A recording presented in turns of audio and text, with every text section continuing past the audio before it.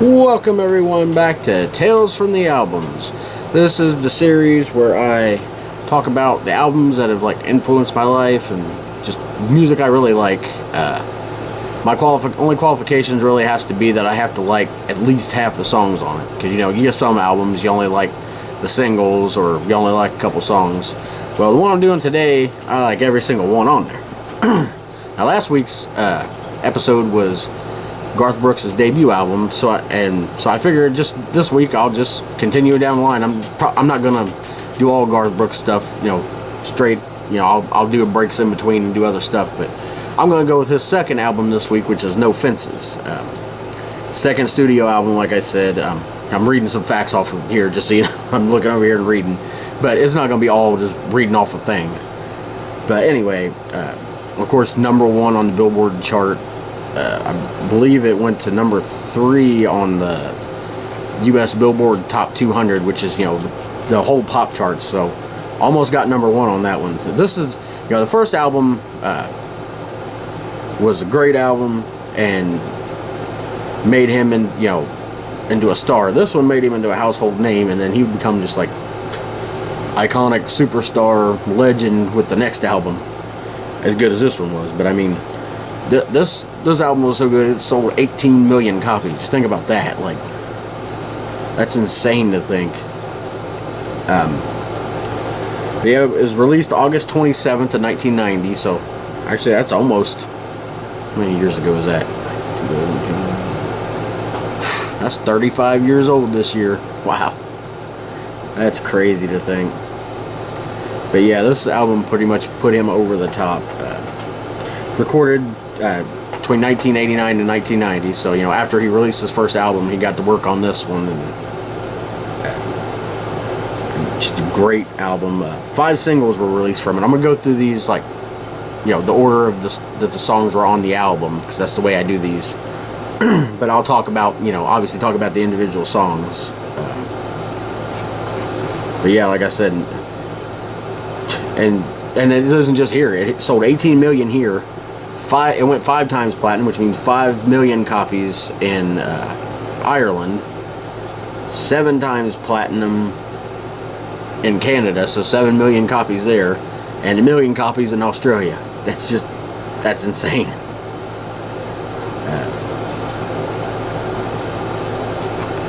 Anyway, like I said, we'll start at the beginning of this. Well, first I want to talk about some of my memories with this. The first time I owned this album was on a tape. It was one of those Columbia House 10 tapes for a penny that my dad signed me up for. He had to pay it. He probably didn't pay it because nobody ever paid them things. I got them later on when they were CDs. I still didn't pay them back. So I guarantee you there's going to be some point in the future that people from that is going to be showing up at people's funerals asking for the money they owe or something. But anyway, if you don't remember those, it was Columbia House, and there was one for BMG where they give you a whole bunch of either CDs or tapes, depending on the time period, for a penny or $1, or sometimes for nothing, just pay shipping. Or sometimes you didn't even have to pay shipping, depending on the deal. But then you would get all that music for free. But the catch is each month you would get something sent to you in the mail automatically, and then you have to pay them back for it. This is long before the days of it was still going on during the internet, but it was you had to call and make the payment or send it in the mail. Usually sending it in the mail, but that's where they get you, because they start sending them out, and then you got to either send it back if you didn't want it, because it'd be a thing they choose each month. Whatever they want to promote, or whatever artist pays them the most money to promote it. But you either have to pay for that or send it back. Either way, you owe money for it if you don't, and if you send it back, I couldn't remember. I'm pretty sure you had to pay for the postage. But anyway, with some of the programs, you had a certain amount you had to buy, eventually, throughout the year, to satisfy, that. Sometimes you didn't. But anyway, that was how I first got this tape. It was with a bunch of other great classic tapes that have probably most likely be on this list in the future. Talking about Travis Tritt, Country Club, Clint Black's very first album, Killin' Time. just some great classics. But that's where I first found this album. And of course, I'd been a fan of Garth Brooks already from hearing him on the radio. But I mean, this album was like massive. It was easily my favorites out of all of them. And like I said, I can't remember exactly how many tapes. It was 5 or 6 tapes. Don't remember all of them that were in there. But some great albums. You can't beat those the late 80s, early 90s albums, just full of stuff. They'll all be on here probably. But you know, and I ended up getting the CD at CD Game Exchange in Norwood, of course. I got the limited series version, which I'll talk about here. I've talked about it last week. The limited series is something he came out with. I can't remember if it was 2000 or 98. I think it's 90. I can't remember. One of those, 98, 2000. Anyway, he re-released his first 6 albums, studio albums, with 1 extra song on each album, which is pretty cool, actually. But anyway, I've got, you know, like I said, I've got this album I got from CD Game Exchange. I got the limited series version. You know, that's my experience with it. You know, of course, everybody knew how big of a star he was when he released that concert special, This Is Garth Brooks, which was like, I think 1992. It was after the next album, Rope in the Wind, came out. And that really solidified him as, you know, the guy in country music and a huge crossover star. But this album went a long way to helping that. And with Garth Brooks, he's one of the ones that he'll list the songs, you know, put them on there in a certain way. They're not just randomly thrown on there. Even though I like to listen to music on random, if you listen to his album, you know, it's not like a concept album where all the songs fit together, but they fit exactly where he wants them. And then the last song he puts on there is always like the most important to him. So we're going to start off with the very first song on the album, really kick it off, which was actually the 4th single. It'd be released April 30th, 1991, but the first song on the album is The Thunder Rolls. Everybody knows that song. If you don't, you're living under a rock. That's one of those classic songs everybody seems to know. A controversial song, especially because of the video. But it's basically a song about a guy that's been cheating, and he gets home and, you know, his wife can smell the other girl's perfume on him, and you know, the thunder rolls is the literal thunder of, you know, the weather, plus also, you know, it's, you know, I think the line is deep in her heart the thunder rolls. So, you know, it's kind of like a metaphor as well as the weather. If you've seen the video, it actually got banned on CMT and TNN, which were the country video stations, just because of violence. And they ended up playing it on MTV, which I believe is the first time there was any Garth Brooks like crossover stuff. You know, they actually played as, you know, because MTV, of course, are going to take videos that are controversial. And CMT was actually a part of MTV, like was like a sister station. So, you know, it wasn't that CMT wanted to stop playing it, or TNN. It's just, you know, they got complaints, which surprised me. But anyway, the video actually takes it further than just cheating.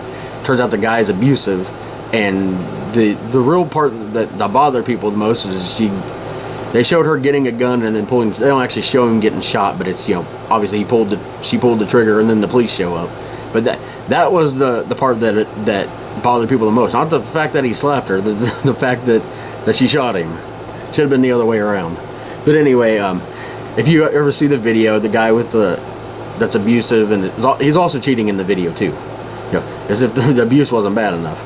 But you know, the guy with the beard and everything, that's actually Garth Brooks. Like, I didn't know that the first time I seen it. You can't. It's definitely not like noticeable. They did a good job with all the makeup and the hair and stuff. But really good song. Really good video. Let me see if I can find if that's what that song went to.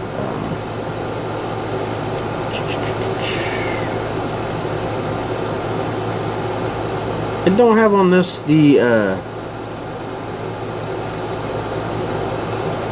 actual, like, what it got as far as like #1. I guarantee that song was a #1, but it won CMA's 1991 Video of the Year, you know, for good reason.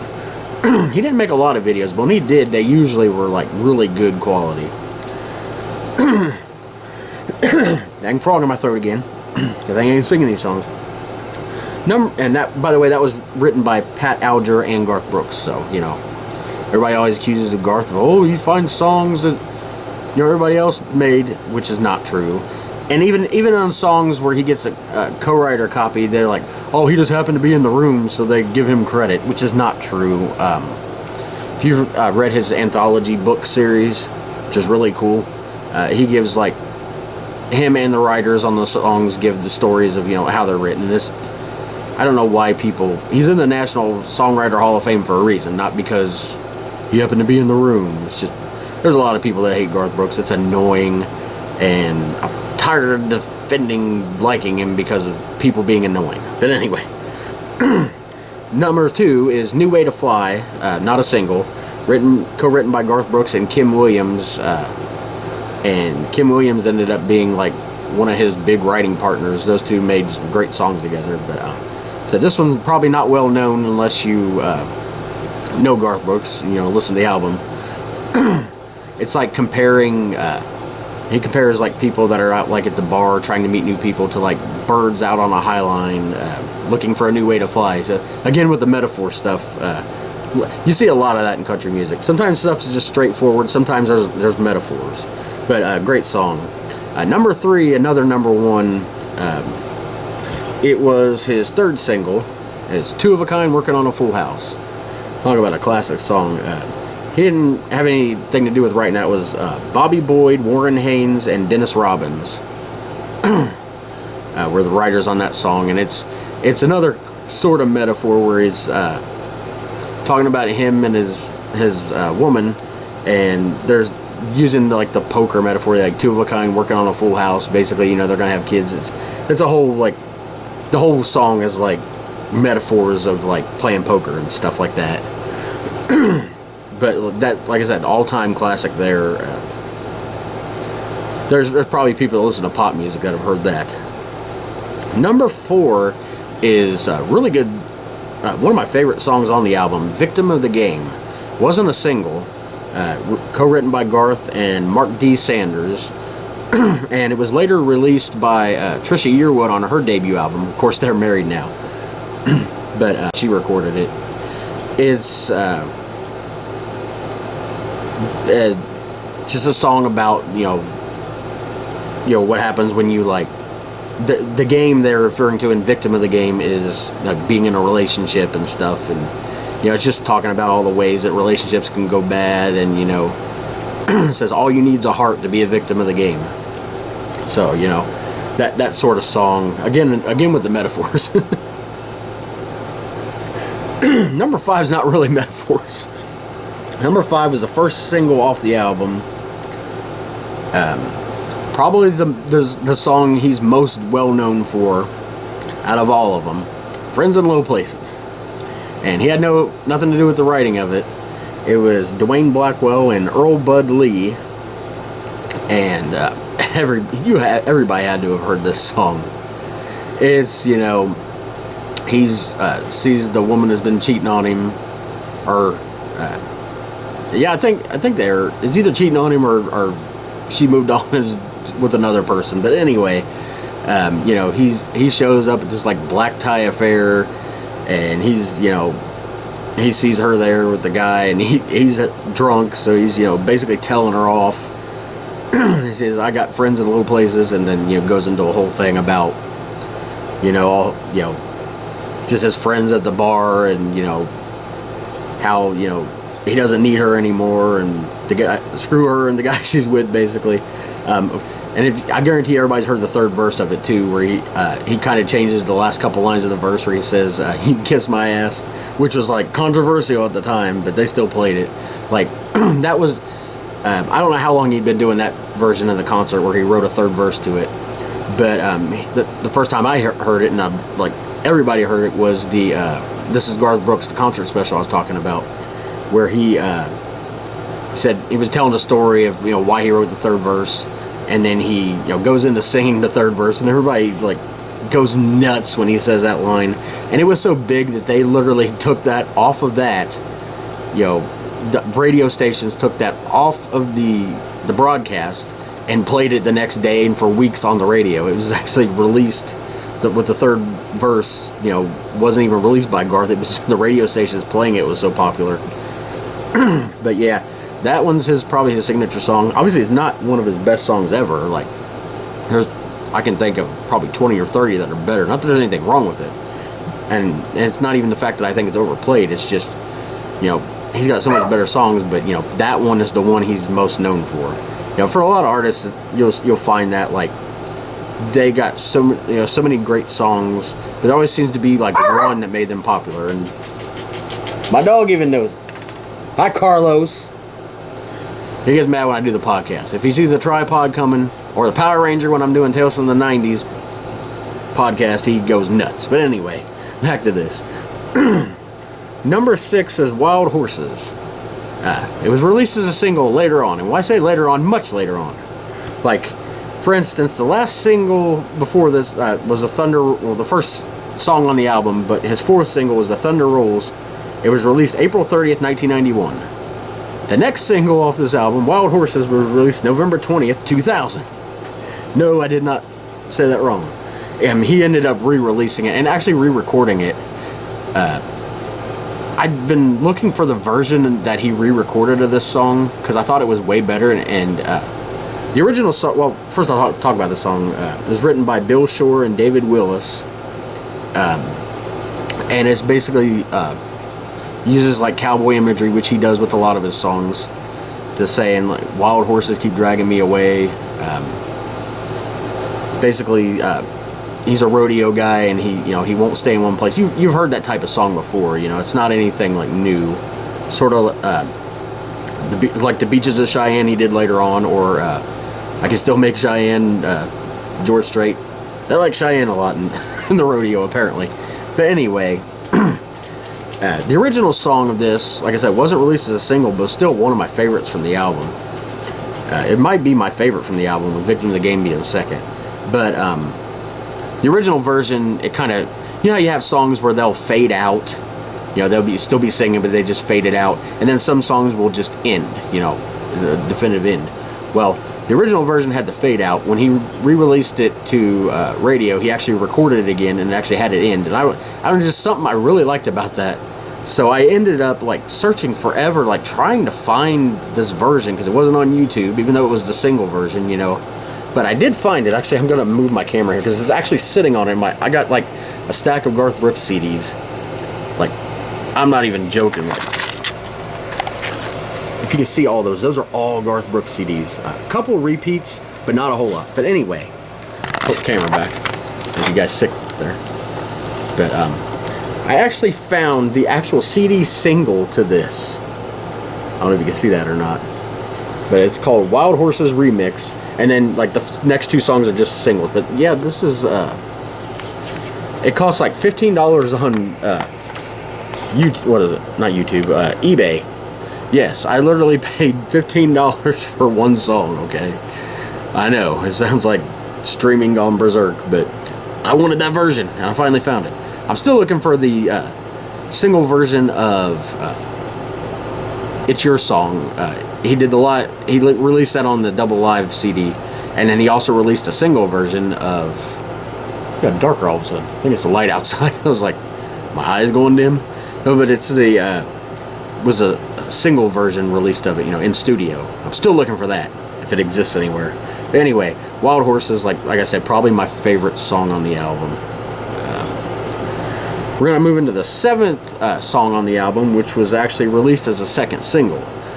This one's co-written by Pat Alger, Larry Bastian, and Garth Brooks, and it is Unanswered Prayers, another one of his big songs. And it's basically his story where, it's if you've never heard the song, where you been, he goes back to this high school football game with his wife, years later after they're out of high school, obviously. And he runs into this girl that he was like completely in love with, and, he started talking with her and realizing that, well, first he was talking about, thinking back, during high school, he would ask God for, to make her, his, basically. And, that prayer never went answered. And he ends up later on meeting his wife, and And they go back to the football game, and he sees the girl again, and they try to talk. What was the line? Try to talk about the old days, but there wasn't much he could recall. I guess the Lord knows what He's doing after all. So yeah, it was basically, it's a great message where it talks about sometimes when you pray for something and you don't get it, that basically is like answering the prayer. Because you don't always get everything you pray for. It's not as simple as that. And it's just, like I said, really great message to the song. Like I said, another one of those songs that he's like super well known for. Like a lot of his, as you can see, a lot of his like huge songs came from this album. Track number 8 is "Same Old Story," written by Tony Arata, who also wrote "The Dance." One of his biggest songs ever, and Garth Brooks says it's his favorite song that he's ever recorded of his own. But it's basically, it tells stories of different of this couple, and it's basically the same old story. Basically, it's the love going wrong type song where they're about to split up. What's the line? One heart holding on, one's letting go. Same old story. It's a great. The title right there tells you exactly what the song's about. Number 9 is a strange song on this album as far as like sound wise. Just like on the first album, "Nobody Gets Off in This Town" was kind of like a strange one that didn't seem to fit, because he likes looking for these songs that are just not exactly like ones that everybody would expect them all to sound the same. He tries to go for something different. Let's see. Yeah, it was originally the song's called "Mr. Blue." It was originally by a group called the Fleetwoods. And I believe it was released in the 60s, I believe. But it was written by Dwayne Blackwell, who co-wrote "Friends in Low Places." And it's just saying, I'm Mr. Blue, everything is blue to him. And, not, again, another metaphor, not just the color, but, everything just going wrong in his life. And, he's like, call me Mr. Blue. And the last song on here is written by Stephanie Davis, someone he would write with a lot more later on. Some of his bigger songs and the third, fourth, fifth albums of his career. But it's called "Wolves," and it's another type metaphor song. You heard the phrase, the wolves are at the door. If you owe money or something, or something like that. Well, it's about someone that lives, and I don't know exact time period of this, but whenever I hear the song, I always think of like the 1800s or something, almost like they're living in this small town. They just like settled there, and all his friends are having to like move away because they can't afford their places anymore, because all the prices and stuff going up and everything else. And it's basically like a song where he's like praying, please don't let the wolves come to my door, that type of thing. Like, it's not literal wolves. He said, please, Lord, keep me from being the one the wolves drag out. Or is it down? No, it's out. I go back and forth whether it's down or out, but I think it's out. But yeah, it's, like I said, it's, obviously his favorite song on the album, he put it last. Of course, it wasn't a single, but the ones that were singles did really good. I think the Wild Horses were the only one. I think it went to number 7. This wasn't during the Garth Brooks like mega explosion. He released it in 2000. If he would have released it then, it would have been number 1 easily. But